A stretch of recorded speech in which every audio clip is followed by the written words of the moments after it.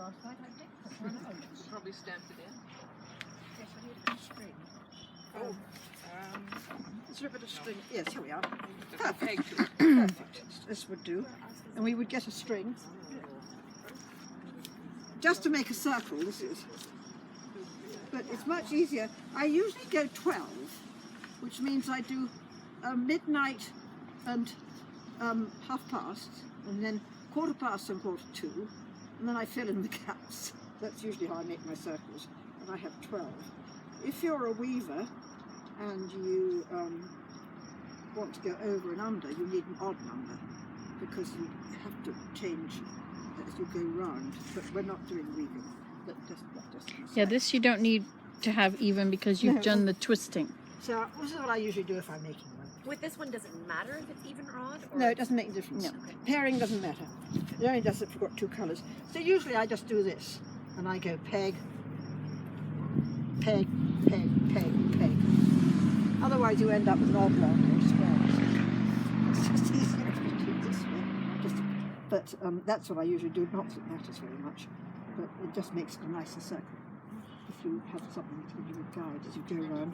Yeah. So I just put down there, you see, and I'd put my peg in here, and then I'd put half bars in there, and then, so you can see how it goes. And that would be about, probably the same size as the bucket, I don't know, probably. Anyway, it can be whatever. People ask how far apart the stakes should be, and it entirely depends. You know, the closer together they are, the neater and the stronger it is. The further apart it is, it's more kind of straggly and big. So, it's whatever. But usually I find that anything less than 8 is pretty skimpy. I have done indoor things. In my last house I had an indoor garden, and I would make things indoors, and I would make quite small ones sometimes. You know, it had small, different scales. But the trick is to make a little circle, go wiggling around, tie it at the top, and everything grows up. So, questions, anybody?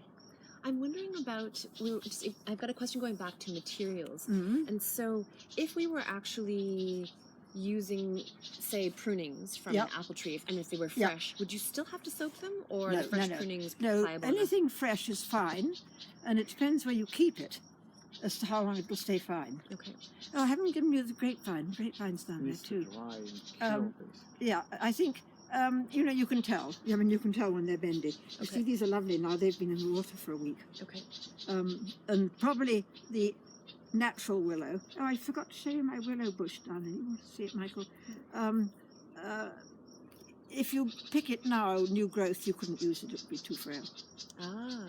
You can only, you have to let it grow until the end of September for it to have any body. Otherwise, it's just. So it's too young, it would snap? Yeah, it would snap. It wouldn't work. Okay. A bit too thin. Yeah. It needs to have a season to grow. Okay. Okay. Yeah. So, and then it's fine. Okay. And of course, once the leaves are off, you don't have to take. That's, you know, if you get it with the leaves on, you have all the leaves to deal with. Right. Like the grapevine. Yeah. You know, so usually something like that, you would wait until October or some time when the leaves are off. That's right. And then you do it. Yeah. You do your fence the year after. And I mean, if you haven't done it before, have a look around, because you have to. We call it coppicing. Yeah. And coppicing is when you cut the whole thing down and the new growth comes up, and it comes up again. So if you haven't coppiced it,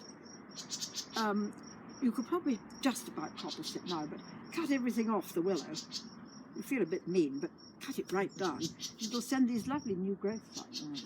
And then you go back in the fall, and you cut them all off again, and up they come. So you have to go and look in the bushes, the hedges, beside the railways, fine.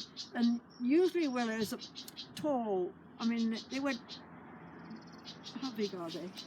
They're usually about 10 feet. Something. 10 feet. Like anywhere that grows pussy willows. But if you're really serious and you have a willow bed, it's worth getting basketry willow because it's much more superior than the natural stuff. How do you get that? I can tell You you. order it? Yes, you can buy lakeside willows. Mine aren't a very good example, but she sells them, and also there's a very nice man who lives in Vancouver. He's in BC, and I got all mine from him originally. Jim, Christina Lake, I could find it. Or you could find it if you looked up willow cuttings. Widow for Jim, sale.